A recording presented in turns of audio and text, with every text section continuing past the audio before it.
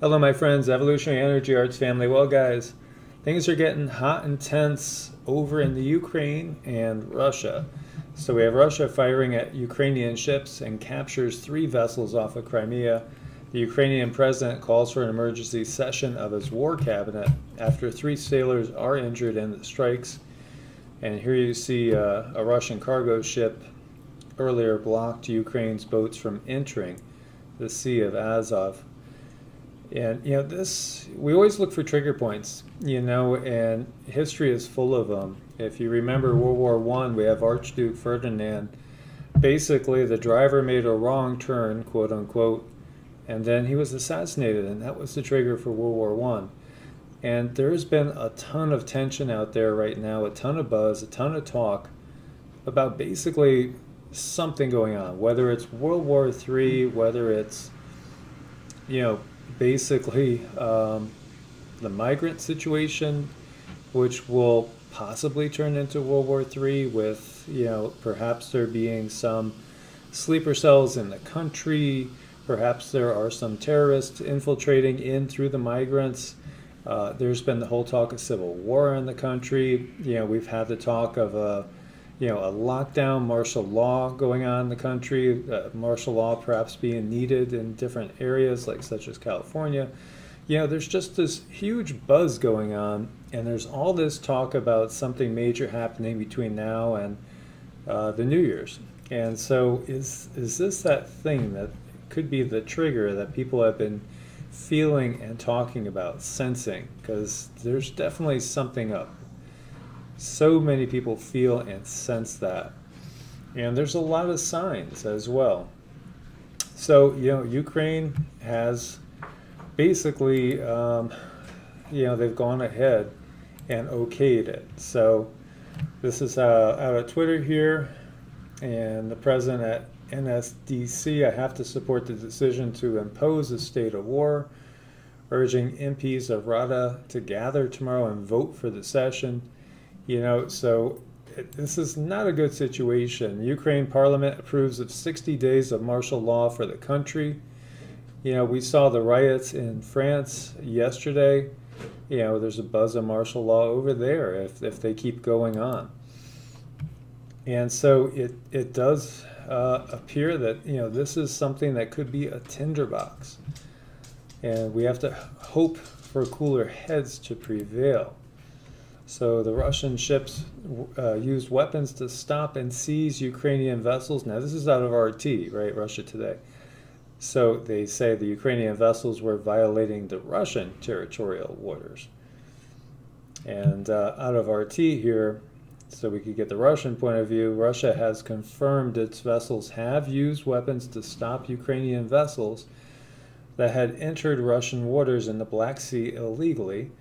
3 Ukrainian sailors were wounded and have been given medical assistance. Russia has fired at a group of 3 Ukrainian vessels that entered its territorial waters near Crimea. The Russian Security Service has confirmed. The ships were then seized and will be towed to the Crimean port of Kerch. 3 Ukrainian sailors injured after the altercation were given medical assistance by Russian servicemen. Their lives are out of danger. Ukrainian Navy ships, the Berdiansk, the Nikopol, and the Yani Kapu, with their crews, have been detained for violating Russian territorial waters, the FSB said in a statement on Sunday. They were ignoring legal demands to stop and performing dangerous maneuvers, and the Russian warships had to open fire to force them to stop. A criminal investigation has been launched into the suspected violation of the Russian state border. The FSB is pointing out that the Ukrainian authorities are aware of the procedure that regulates the passage of military ships through the Russian territorial waters. Both sides have been accusing each other of violating the UN Convention on the Law of the Sea. Kiev argues that it notified the Russian side in advance of its plan to sail from the Ukrainian Black Sea resort of Odessa to Mariupol, a port on the north coast of the Sea of Azov, a claim that the Russian Coast Guard denies. The route goes through the Kerch Strait, which separates Crimea from mainland Russia. Kiev has called for a meeting of the National Security and Defense Council to discuss imposing martial law. So, NATO has urged both parties to show restraint. NATO spokesperson Oana Lugescu said in a statement that NATO has been closely monitoring developments in the Azov Sea and the Kerch Strait, while voicing support to Ukraine. NATO fully supports Ukraine's sovereignty and its territorial integrity, including its navigation rights in its territorial waters. That's a big statement right there. So this is definitely something to keep an eye on and be aware of. And it is something that could escalate. And the big thing is, how would NATO and the U.S. basically support Ukraine? In what way? And is there going to be any sort of escalation? So let's hope not. And this is definitely something that could be a trigger. And we have Nikki Haley, the UN Security Council, to hold an emergency meeting on Ukraine-Russian tensions. And so Nikki Haley announced on Sunday about that Security Council meeting that will be held. The emergency meeting will be called for tomorrow at 11 a.m. in reference to a dispute earlier in the day involving the Russian and Ukrainian naval forces. And Nolan Peterson is saying this is the most dangerous moment I've seen in Ukraine in years. Tonight, a war that many people in America can only imagine thanks to Hollywood movies teeters on a razor-thin edge of becoming real. Tonight in Ukraine, we go to sleep not knowing what tomorrow will bring. The announcement was made after the Ukrainian government said Russian naval forces had fired upon and seized 3 of its vessels near Crimea. Ukraine's Navy said 6 sailors were injured during the altercation. The Russian Federal Security Service said 3 Ukrainian warships had entered the Russian territorial waters illegally, as we had said. So we'll see what happens, and we'll see what the tone is after this UN Security Council meeting. So we did have a 6.3 magnitude earthquake that hit at the Iran-Iraq border. And we have other things going on as well as we look at this. This is a dramatic picture right there. Very dramatic. Now we have the U.S. shutting down the border post as migrants try to cross from Mexico.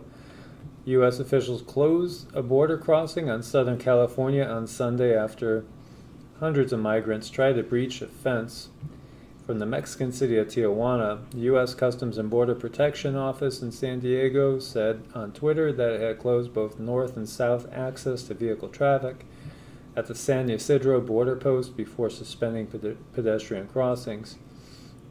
The incident took place only 3 days after Donald Trump threatened to close the whole border with Mexico. If it gets to a level we're going to lose control or people are just going to start getting hurt. Video clips posted Sunday on Twitter showed large numbers of migrants dashing across a shallow concrete waterway towards the border. Several thousand migrants, mostly from Central America, have been gathering in Tijuana in hopes of entering the U.S. At least 500 of them, including several women and children, had been taking part in a peaceful demonstration in Tijuana before dashing towards the border in an attempt to clamber over the first metal barrier there. Are we in the United States yet? Some asked in desperate tones. Several hundred made it over the first barrier and were trying to cross the second one, topped with spikes, when U.S. border officers began firing tear gas at the group, even as U.S. Army helicopters flew low overhead, according to AFP journalists on the scene. And the migrants tried to protect themselves, covering their faces, with mothers holding their children close. There were cries of pain, desperation, and frustration as the crowd swirled over the borderline and back. Some migrants shouted that they only wanted to make their way to a better life and to find work in the U.S. But amid the stinging gas, several migrants turned back, even as others tried to forge ahead. And President Trump has repeatedly warned that a large group of migrants moving through Mexico towards the U.S. included criminals and possibly terrorists, while providing no evidence to support that, according to this outlet. He has deployed some 9,000 troops along the border. Approximately 5,000 reached Tijuana over the past week after an exhausting trip of up to 2,500 miles covered in just over a month. Many were fleeing violence and poverty in Honduras in hopes of finding asylum in the U.S. So this is another tense area that we have been watching, and we have multiple points right now that are just basically, it's like gas cans, that have their tops off, and there's a fire raging right next to them. It's very, very tense. And so this update was just in that they reopened the San Ysidro port of entry for both northbound and southbound pedestrian crossings. Tense times we're living in. There's a lot going on. There's a lot of buzz going on. There's a lot going on behind the scenes. So many really good, reliable sources. And this is not just my sources, but just many other YouTubers out there, many other people reporting the news, and that have good sources say that there's major things going on right now. This is not just another buzz that we see come and go. There's something more going on behind the scenes in this time frame. So again, that is basically a cue for all of us out there to take our preparations to a higher degree. Are you guys ready? If the power goes out, are you ready if there is a martial law situation and you can't even leave your house for days or maybe weeks or maybe months? So treat it as such, because we need to go to a higher level of preparation. Not fear, and I don't want to be a fear monger. Just, when you see things happening, when you see the smoke, there's a fire somewhere close by.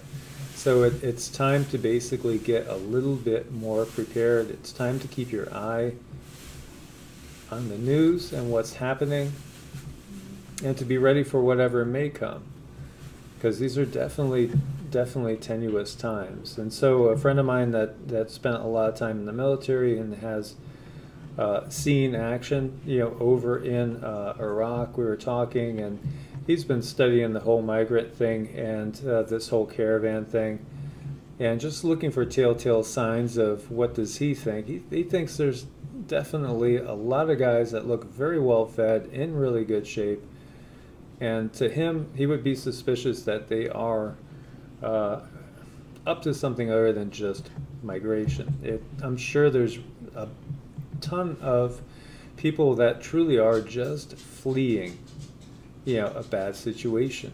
But mixed in, there could definitely be some characters that you don't want coming in. And as well, there could be some that are coming in with specific purpose in mind. And who knows who actually, funded them? That's another question. But definitely some ominous signs, so no fear, just prepare and be ready for anything. So as always, my friends, please do thumbs up to support the channel, subscribe, click the bell so you get all the notifications. Let us hear your comments. Let us hear your, what are you hearing? Do you have any family, friends in the military? What are you hearing out there as well? Please do share it, and then share your preparations, what you guys are doing. We have to grow this family, and we have to get stronger and more prepared together. And so we had a little gathering down here in this area, and we're going to have larger gatherings as we go as far as the Evolutionary Energy Arts family, and I hope that you guys are banding together. I know there's a lot of family in certain areas. There's a lot out there in Nevada and Arizona and the Four Corners areas, and you guys are and have become friends with other family members, and that's what it is. That's what it's all about. It's about reaching out, creating friendships that actually becomes more of a family situation, and then working together, preparing together, taking care of each other. Because these are trying times, and these are the times that are definitely going to test men's souls in so many ways, men and women's, I should say, to be politically correct there. So my friends, as always, may you be blessed with abundant peace, love, happiness, wellness, and stay safe out there. God bless, and namaste.